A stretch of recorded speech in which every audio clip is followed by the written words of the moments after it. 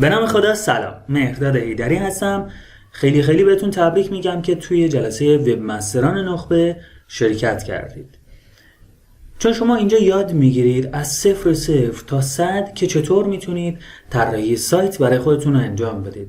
چه طراحی سایت به صورت یه لندینگ پیج یا تک صفحه‌ای باشه، چه به صورت یک وبلاگ باشه که میخواید توش محتوا منتشر بکنید که بعدها ازش کسب درآمد داشته باشید، چه به صورت فروشگاهی باشه یا به صورت سایت های آموزشی. خب با هم بریم جلسه اول ببینیم هاست و دامنه چیه، چطور میتونیم تهیهشون بکنیم و به چه دردی میخورن. خب خودم رو معرفی بکنم. من مهرداد حیدری هستم، مدیر مؤسس گروه تحقیقاتی مهرداد حیدری، مبتکر و مدرس 4 دوره کوچینگ کسب و کار، سخنران کوچ کلوپ کارآفرینان و البته اینو هم باید بهتون بگم از سال 93 من شروع کردم تو حوزه دیجیتال مارکتینگ فعالیت کردن و اولین وبسایتی که راه اندازی کردم پروژه 1 بود که رقیب اصلی من پروژه .com بود. الان هم اگر برید توی آپارات جستجو بکنید پروژه 1 یا آموزش رسم نمودار در اکسل، قطعا یکی از ویدیوهای ما رو خواهید دید. یعنی ما از سال 93 که شروع کردیم کم کم دوره‌های زیادی شرکت کردیم، خودمون سعی و خطا کردیم، وبسایت‌های زیادی راه اندازی کردیم و الان میتونم به جرئت بهتون بگم اگر شما تا انتهای جلسه با ما همراه باشید قطعا وبسایت خوبی برای خودتون در ابتدا طراحی میکنید و بعد از اون میتونید کسب درآمد اینترنتی داشته باشید.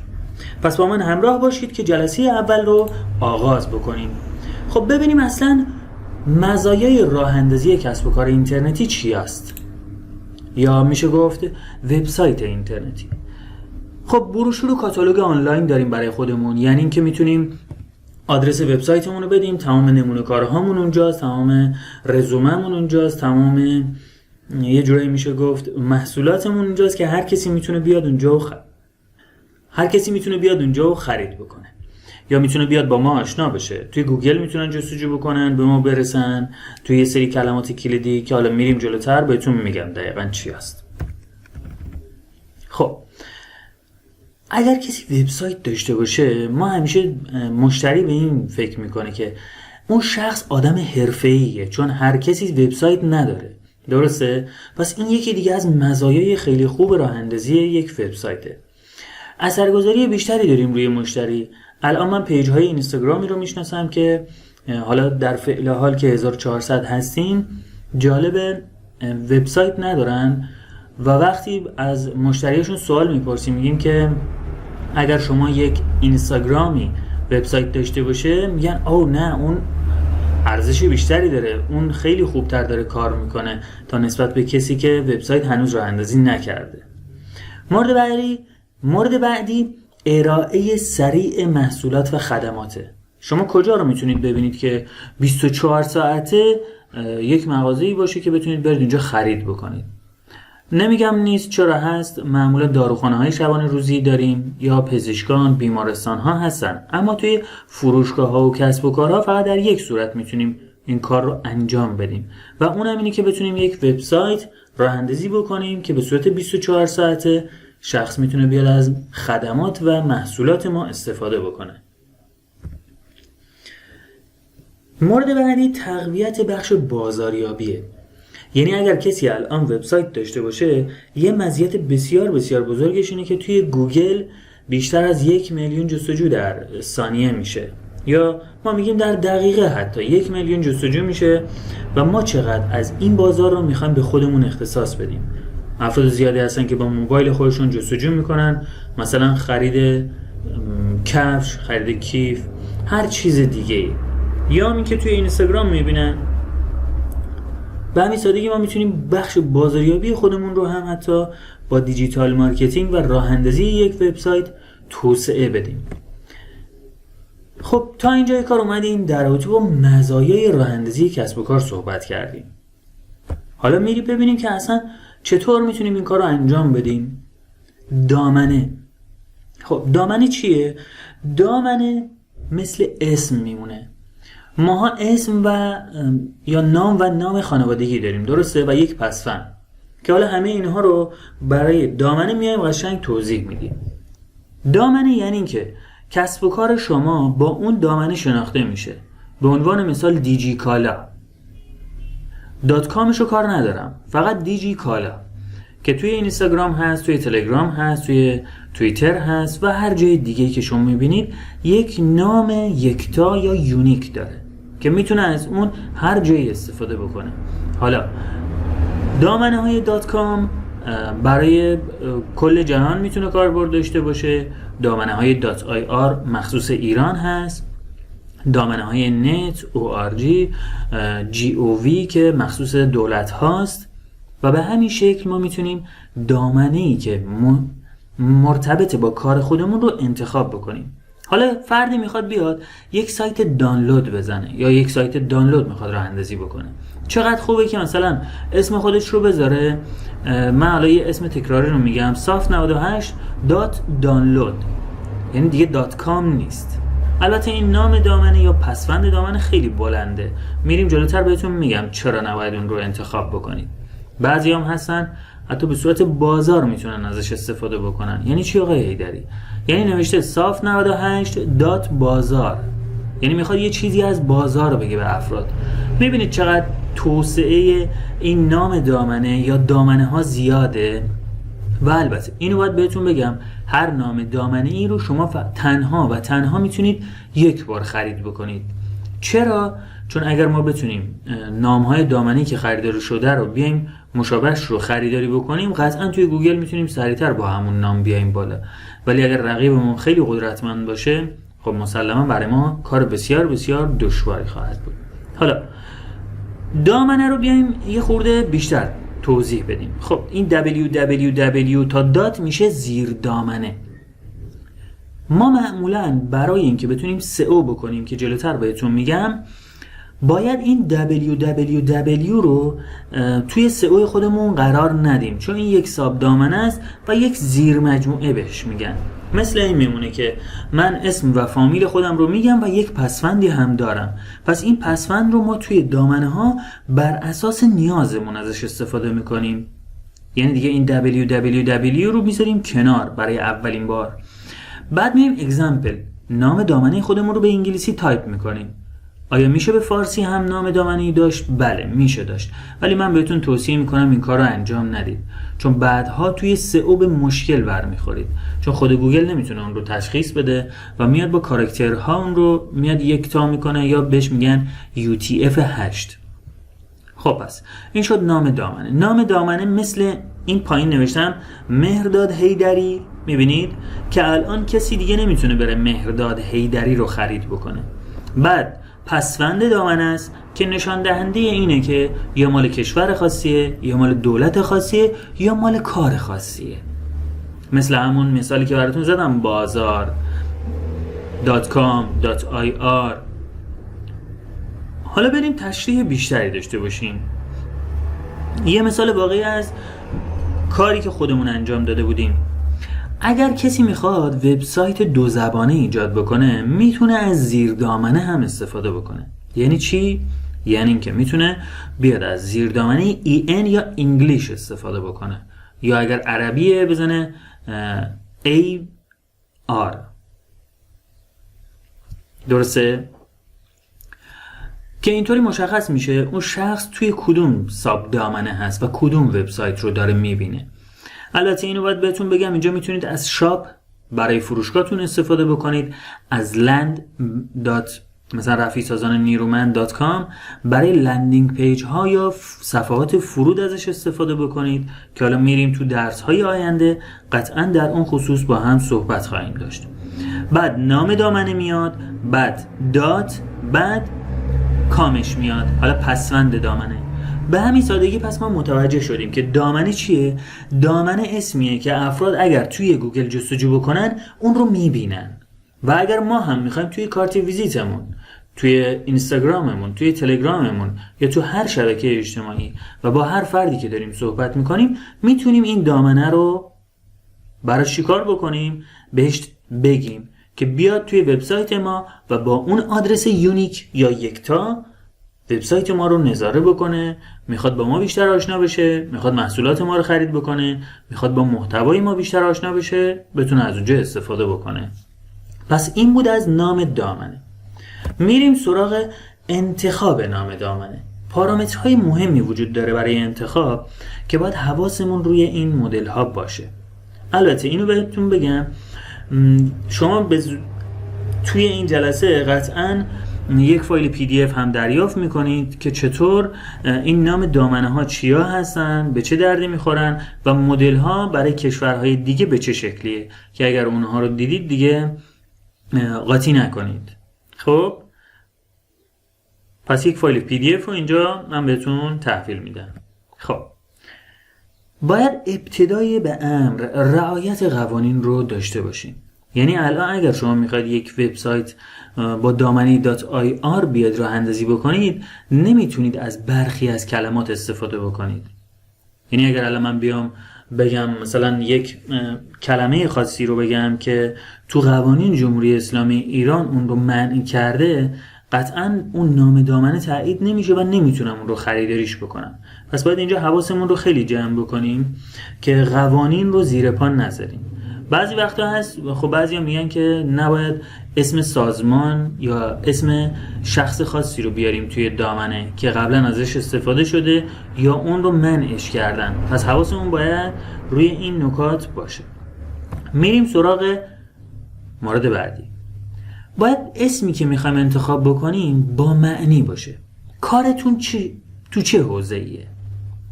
اگر شما کار خودتون رو مشخص بکنید، راحت‌تر میتونید یک نام دامنه براش بیاید در نظر بگیرید. مثلا من اومدم گفتم آقا من میخوام روی پرسونال برند یا برندسازی شخصی خودم کار بکنم. پس با این اوصاف اومدم گفتم خب من اسم و فامیل خودم رو میذارم. اگر کسی اسم و فامیل من یادش اومد، میتونه بیاد توی وبسایت من.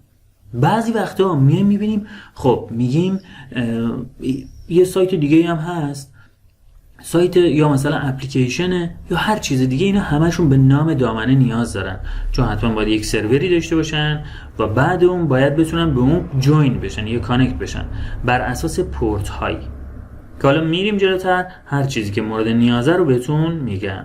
خب با معنی بودن یعنی این که من نمیتونم بیام یک نام بذارم بگم اصغر، بعد بیام مثلا توش بگم که آره من میخوام محصولات دیجیتالی بفروشم. خب قطعا یه چیز خنده‌داریه دیگه. من میام یک اسم با مسما انتخاب میکنم برای نام دامنه خودم و البته اینو باید بهتون بگم اگر شما بخواید نام خودتون رو تغییر بدید خیلی به ضررتون میشه. یک اینکه اگر شما اسم با معنی انتخاب نکنید و فقط بخواید یه کاری رو انجام بدید، قطعا میرید جلو، بعد میبینید که خب این نام با این بیزنس من یکتا نیست، نمیخورم به هم، با معنی نیست و حالا من باید برم عوضش بکنم. یادمه که یکی از دوستان از شیراز که تازه از انگلیس اومده بود میخواست یک وبسایت گردشگری راه بندازه. اومد یه وبسایتی رو راه اندازی کرد. گفتم آقا روی اسمش لطفاً بیشتر تمرکز بکنید، ایرادی نداره، شاید یک هفته زمان ببره، اما ما داریم کارهای طراحی رو براتون انجام میدیم. ایشون گفتن که نه، من باید اسمو میخوام سریعتر انتخاب بکنم که قیافه سایتمو ببینم. حالا ما بهش گفتیم که شما میتونید از مدل‌های دیگه استفاده بکنید، ما وبسایت رو براتون رو دامین‌ها یا ساب دامین‌های خودمون میاریم بالا که شما ببینید. میگفت نه من میخوام که هر چی سریعتر وبسایتم بیاد بالا. یه اسمی رو انتخاب کرد، حالا من دیگه اسمش رو نمیگم. بعد از گذشت 6 ماه که مشتری گرفت، اقامتگاه گرفت، درگاه گرفت، اینماد گرفت، همه این کارا رو انجام داد، بعد از گذشت 6 ماه تازه یادش اومد این اسم به دردش نمیخوره و میخواست اسم رو تغییر بده. حالا بیایم دوباره از اول بررسی بکنیم. خب انتخاب نام، اومد بنده خدا انتخاب کرد، دوباره یکی دیگر اومد میخواست جایگزین بکنه. یک باید میرفتیم دامنش رو تغییر میدادیم با کلی دنگ و فنگ. حالا بعدا میریم جلوتر تو درسای بعدی بهتون میگم چطور این اتفاق میفته. بعد جالب این بنده خدا باید دوباره میرفت اقدام میکرد برای اینماد که خودش بین 30 روز تا 90 روز زمان میبره، بعضی مواقع تا 40 روز، تا اصخایی میکنم 4 ماه 120 روز زمان میبره برای اینماد گرفتن. بعد اون دوباره باید میومدیم تمام اطلاعاتی که سئو شده بود رو تغییر بدیم، توی گوگل معرفیش بکنیم و خیلی مشکلات دیگه. حتی اونایی که اومده بودن خرید کرده بودن توی این چند ماه دیگه نمیتونستن به سایت جدید اعتماد بکنن. میگفتن که خب دیگه الان من رفتم اونجا خرید کرده بودم، چه دلیلی وجود داره که برم الان توی وبسایت جدیدی که راه اندازی کردن؟ اصلا چرا این کار رو انجام دادن؟ میبینید؟ پس باید حواسمون روی این معنی باشه. انتخاب نام رو فقط یک باره و براش بیشتر زمان بذارید. نمیگم کل کارتون رو بذارید برای انتخاب یک دامنه. مورد بعدی چی بود؟ مفهوم دامنه است یا معنی دامنه است. درسته که باید یک اسمی باشه که به کار خودتون بخوره. میریم سراغ مورد بعدی. ساده و کوتاه باشه. دیدید فیدیبو، دیجیکالا، اسنپ، تپسی، میبینید خیلی کوتاهن اینا، خیلی هم ساده. حالا برای ساده و کوتاه بودن شما میتونید از مخفف ها هم استفاده بکنید. یعنی اینکه من میام چند تا کاری که انجام میدم رو یادداشت میکنم. مثلا ما میایم تو حوزه طراحی سایت میخوایم کاری انجام بدیم، میگیم وب هست توش، زمان توش دخیله،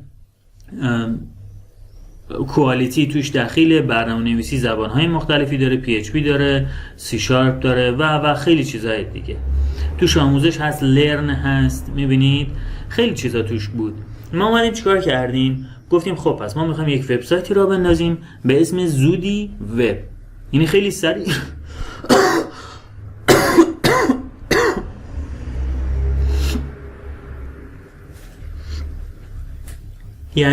سریع میتونیم بیایم یک وبسایت تو زیر 24 ساعت راه بندازیم که معمولا ما شعارمون اینه که توی 5 ساعت میتونیم به یک شخص سایتی تحویل بدیم که قبلا قالبش رو طراحی کردیم، قبلا یک نمونه سایتی باهاش زدیم و تو کمتر از 5 ساعت میتونیم اون سایت رو به شخص تحویل بدیم. البته اگر با دامنه .com باشه، چون خیلی سریع میتونیم ثبت بکنیم و ازش استفاده کنیم زیر 10 دقیقه. حالا میریم جلوتر بهتون میگم اگر دامنه .com نباشه چه اتفاقی میافته. پارامتر بعدی که مهمه برای انتخاب نام دامنه اینی که آدم بتونه به خاطر بسپاره. چون خیلی مهمه. اگر من نتونم اسمی رو به خاطر بسپارم، بعداً دوباره بخوام جستجو بکنم امکان داره دوباره بهش نرسم. پس این خیلی مهمه که به خاطر سپاریش هم راحت باشه. چند تا المان برای به خاطر سپاری که از همه مهمترینش اینه که ما بتونیم از کلماتی استفاده بکنیم که روتینن، یعنی خیلی راحت تو ذهن ما میشینن. مثل چی؟ مثل وب. الان اگر به کسی بگید وب تو ذهنش میشینه، یا اگر بگید زمان تو ذهنش میشینه، یا میتونید از نامهای دیگری استفاده بکنید که شباهت دارن با کلمات دیگه‌ای که ما در طول روز ازش استفاده میکنیم. مورد بعدی کوتاه بودنشه. نام دامنمون باید کوتاه باشه. اگر زیاد بلند باشه بعد خود گوگل گیج میشه، خود مخاطب هم گیج میشه. اگر یک سیلابی باشه که فوق العاده است، اگر 2 سیلابی باشه باز خوبه، اما دیگه سعی نکنید بیشتر از 3 سیلاب باشه. بذارید یه مثال براتون بزنم. به عنوان مثال من مینویسم مهرداد حیدری، میشه 2 سیلاب. مینویسم اسنپ، میشه 1 سیلاب. تپسی 1 سیلاب. مورد بعدی مثلا مینویسم زودی وب 2 سیلاب. میبینید؟ پس 3 سیلابی نباشه، مهرداد حیدری نصیرآباد، دیگه خیلی زیاد میشه. الان مثلا ما برای اینکه بتونیم یک وبسایت دیگه رو اندازی بکنیم و 4 سیلابی بود بیایم اونو کوچیکش بکنیم، حالا مفهومش این بود مرکز حسابداری و حسابرسی. ما اومدیم گفتیم خب اینو چطور میتونیم خیلی کوتاهش بکنیم؟ گفتیم خب میایم کلمات انگلیسی رو برمی‌داریم، بعد اول حروف اینا رو هم می‌نویسیم، اینجا میشه یه دامنه که در انتها شد auditing and. پس چی شد؟ auditing and، یا مثلا accounting and auditing center. ما گفتیم 3 تا A یه C.IR. اما کسی اگر جستجو بکنه مرکز حسابداری، وبسایت ما میاد بالا. اگر کسی هم جستجو بکنه مرکز حسابرسی، با سایتمون میاد بالا، که این برای شخصی طراحی شده، همین الان هم حتی وجود داره. خب میریم سراغ گزینه بعدی و پارامتر بعدی. مرتبط با نوع فعالیتتون باشه که در قبل بهتون گفتم. درسته؟ خب اگر مرتبط باشه که خیلی راحت تر میتونیم کسب و کار خودمون رو رشد بدیم. میریم سراغ تأثیر نام دامنه بر روی سئو. سئو چی آقای حیدری؟ SEO یعنی مخفف کلمات Search Engine Optimization، بهینه سازی برای موتورهای جستجو. خب حالا هر چقدر من بتونم نام دامنه خودم رو کوتاه‌تر انتخاب بکنم، پس در نتیجه بعدش که اسلش میخوره میتونم کلمات بیشتری رو بیام توی اونجا استفاده بکنم که روی سئو من تأثیر بسزا و خوبی میذاره. بریم یه مثال بزنیم. الان من نوشتم mehrdadhaidari.com. اگر مهرداد خالی داشتن یا حیدری خالی داشتن من میتونستم بگیرم اون نام دامنه ها رو، قطعا سئو من بهتر میتونستم و راحت‌تر میتونستم بیارمش بالا توی این سایت. حالا اگر نتونستم این کار رو انجام بدم باید چه عملی رو بیام انتخاب بکنم یا انجام بدم؟ خب من میتونم خیلی راحت بیام چه کار بکنم؟ بگم ایرادی نداره، توی کلمات بعدی که میخوام استفاده بکنم باید دقت بیشتری داشته باشم. پس خودتون رو نمیخواد حالا خیلی بیاید جزئی بکنید بگید آره حتما با 4 کاراکتر باشه، حالا با دات آی آرش بشه 7 تا.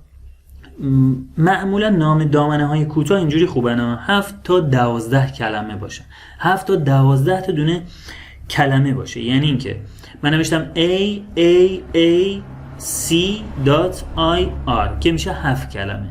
مهرداد حیدری میشه چند کلمه؟ 1 2 3 4 5 6 7 8 9 10 11 12 13 14 15 16 17 18 شد 18. ما کلا میتونیم توی گوگل 140 تا کاراکتر برای لینکمون استفاده بکنیم، 140 کاراکتر تا 150 کاراکتر که هر چقدر این کوتاه‌تر باشه اون سمت رو ما میتونیم بیشتر انتخاب بکنیم و دیگه کمتر از 7 که باز نمیتونیم، خیلی سخته چون نامای دامنه خریداری شده از قبل. اما بیشتر از 12 تا 15 تا هم نباشه دیگه فوق العاده است. خب میریم سراغ این که ببینیم مثلا دامنه رو چطور میتونیم بخریم.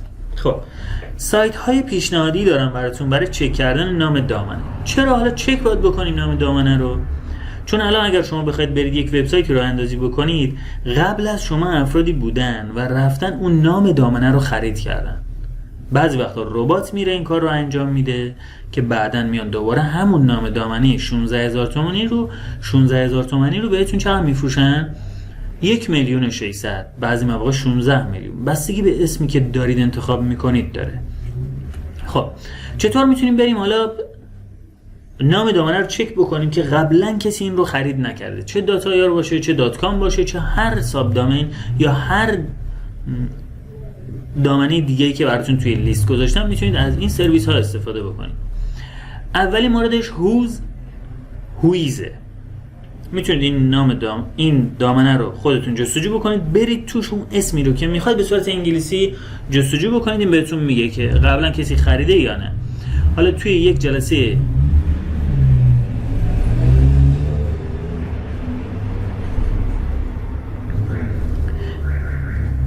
این جلسه ویدیوهای مکمل هم داره که کارهای عملی رو میریم اونجا با هم انجام میدیم که شما هم بتونید به راحتی تمام این کارها رو انجام بدید. خب پس این شد یکی دیگه از مواردی که باید توی یه ویدیوی دیگه یا ویدیوی مکمل به شما توضیح بدم.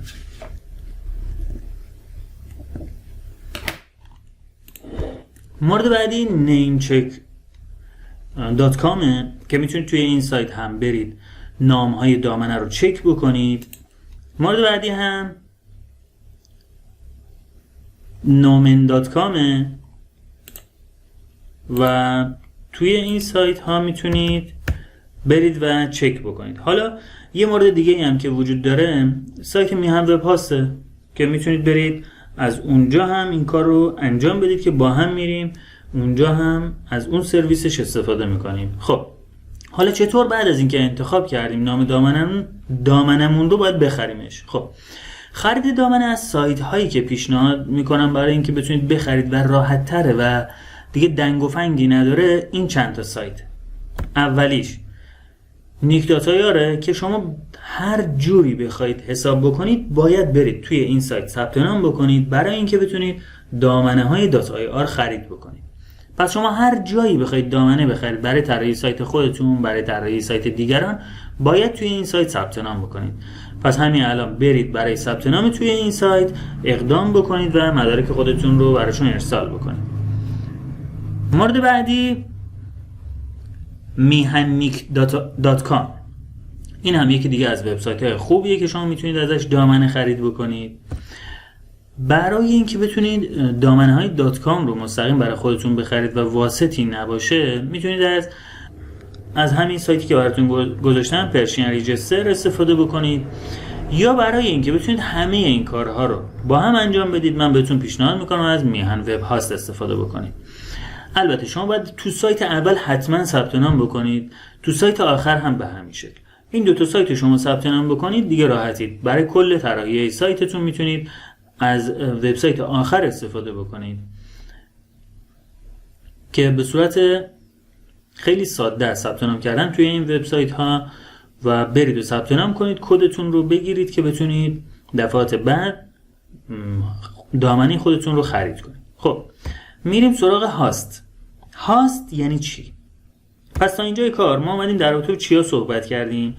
دامنه رو کلا اومدیم صحبت کردیم و گفتیم که چطور میتونیم یک دامنه رو ابتدا چی هست، بعد ساب دامین چیه، بعد اومدیم گفتیم که چه پارامترهایی باید توی نام دامنه باشه، بعد گفتیم به چه دردی میخوره توی SEO و بعد گفتیم حالا چطور میتونیم دامنه رو خرید بکنیم. درسته؟ حالا میریم سراغ خرید هاست. هاست ابتدا بیایم یک تعریفی ازش داشته باشیم. هاست میدونید مثل چی میمونه؟ هاست یعنی فضای ذخیره سازی. شما آیا توی موبایلتون رم دارید یا حافظه ای داره خودش که فایل های مثل تصویر، مثل فایل های صوتی، مثل فایل های داکیومنت یا کتاب و هر فایل دیگه رو میرید اونجا ذخیره میکنید. درسته؟ ما به اون میگیم هاست، فضای ذخیره سازی فایل هامون که برنامه هایی که نوشتیم به صورت فایل در آوردیم رو باید ببریم توی هاست قرار بدیم. یعنی وبسایتمون اگر هاست نداشته باشه، فقط دامنه باشه، ما یک صفحه سفید رو داریم و دیگه چیزی رو به ما نشون نمیده. اما اگر بخوایم فایل های برنامه نویسیمون رو انتقال بدیم توی هاست، به راحتی میتونیم اونها رو به هر کسی نشون بدیم در سطح اینترنت.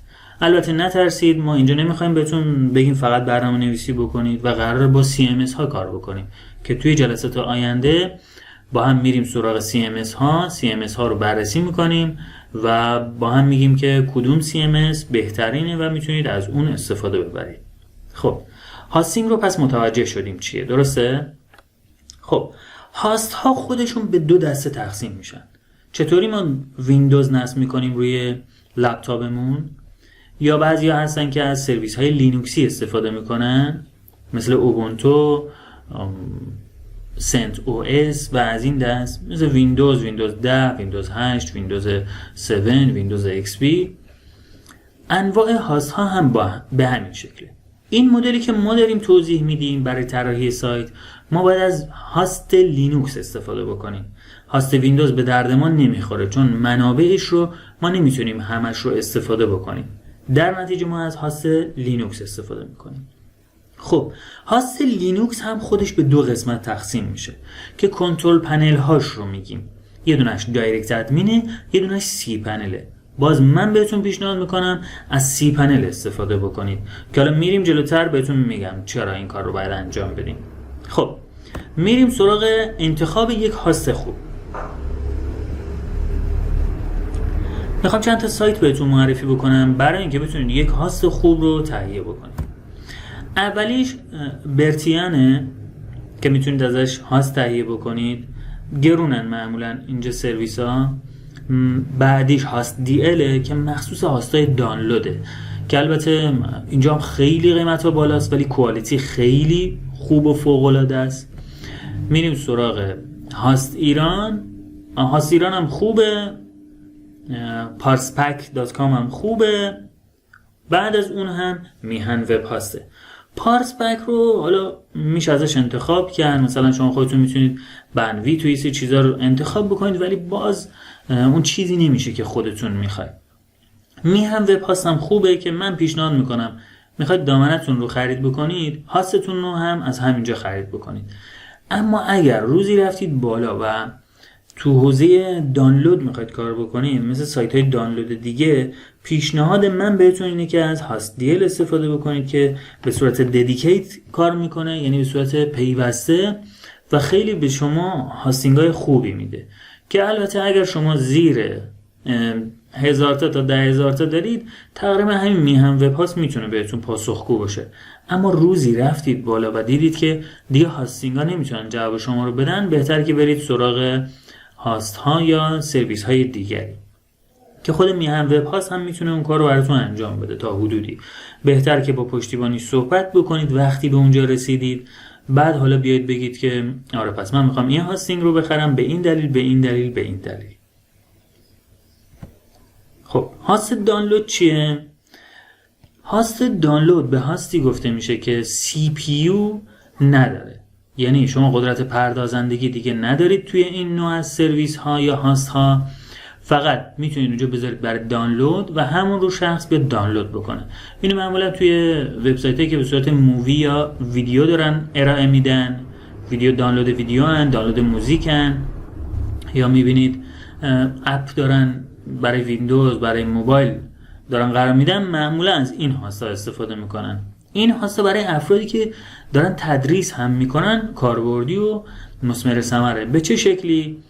اینجوریه که شما میاید ویدیوهای خودتون رو ضبط میکنید، وقتی میاید یک هاستی رو تهیه میکنید، خب قطعا اون هاست پاسخگوی تمام موضوعاتی که شما میخواید نیست، درسته؟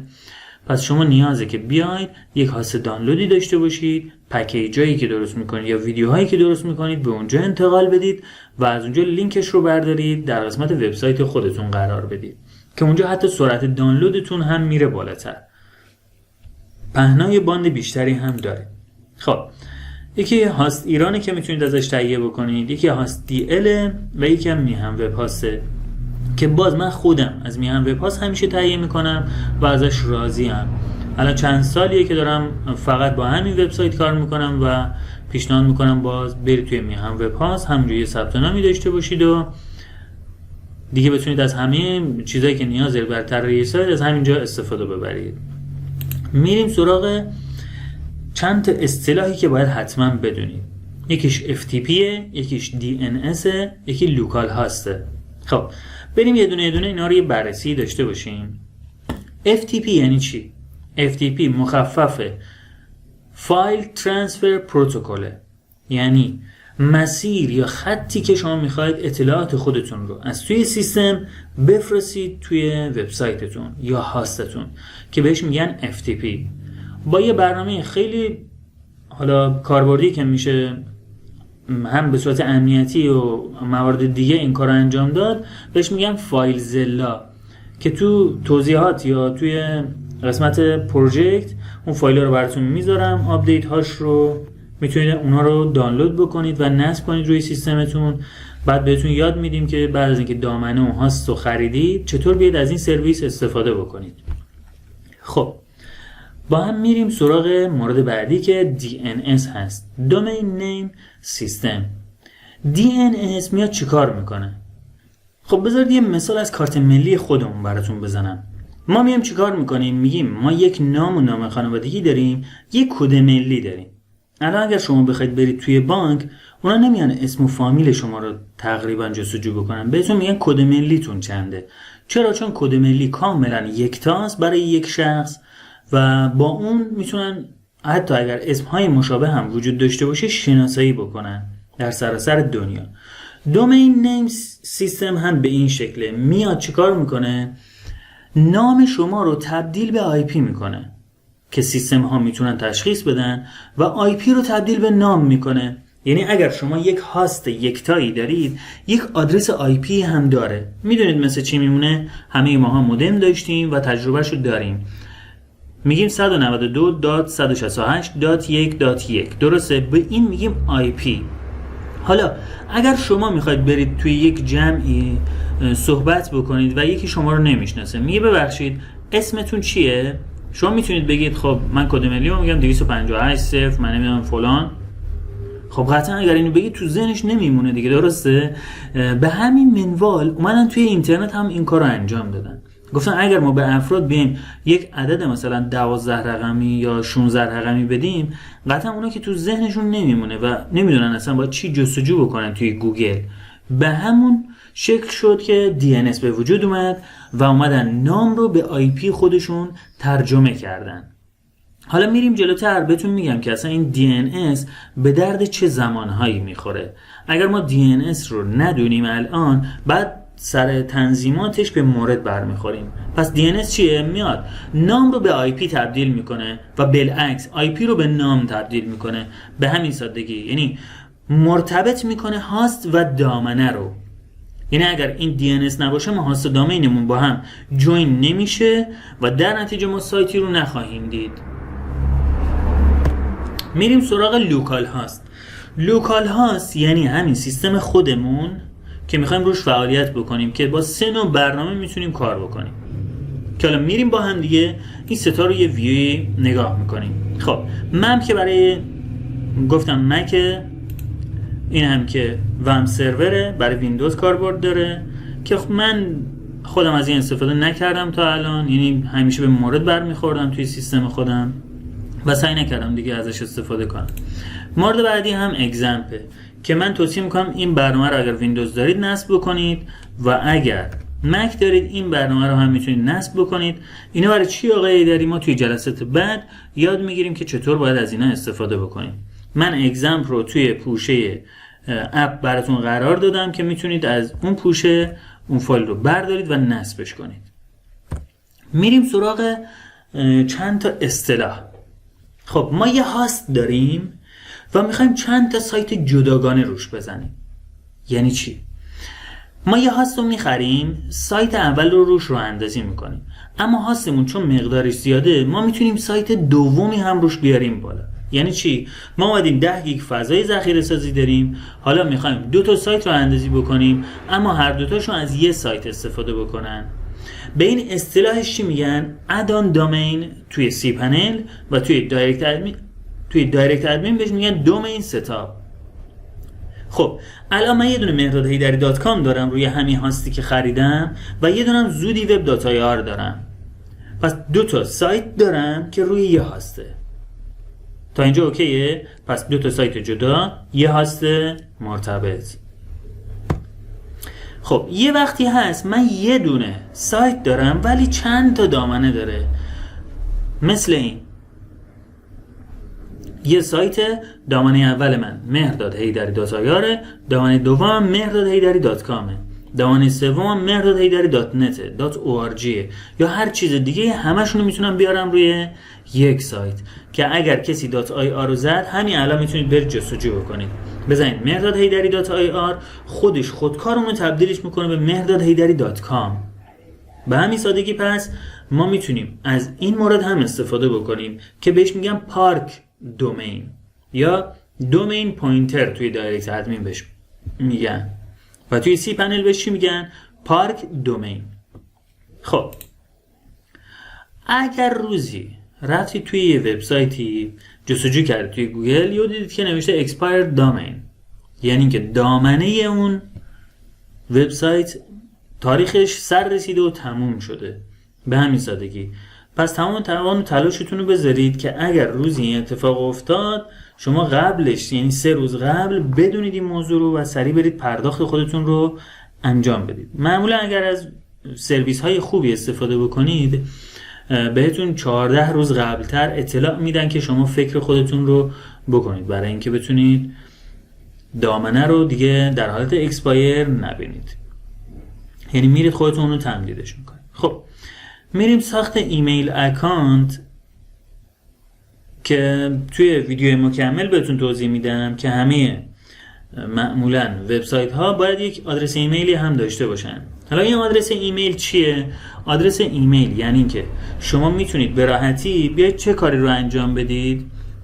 بتونید سرویسی داشته باشید که افراد بتونن به شما ایمیل بزنن و شما ایمیل ها رو دریافت بکنید، بر اساس یک استراکچری طبقه بندی بکنید و ببینید و پاسخ بدید. مثل این میمونه که من بیام چیکار بکنم؟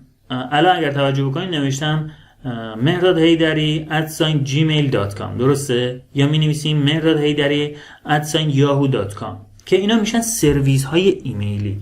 ما میتونیم سایت خودمون هم برای خودمون یک سرویس ایمیل داشته باشیم. مثلا ما برای فروش داریم sale@mehrdadhaydari.com، یعنی اون gmail.com رو برداشتیم، آدرس وبسایت خودمون رو گذاشتیم که توی ویدیو مکمل به صورت کامل این رو بهتون توضیح میدم. منتظر جلسه بعدی باشید. ممنونم که تا اینجای کار با من همراه بودید. حتما چند بار این ویدیو رو ببینید که توی ذهنتون بشینه، ملکه ذهنتون بشه، تا اینکه ما بتونیم توی جلسات آینده چیزهایی رو که بهتون میگیم این بیسیک ها رو دیگه روش نمونیم. براتون آرزوی بهترین ها رو دارم. تو اوج میبینمتون.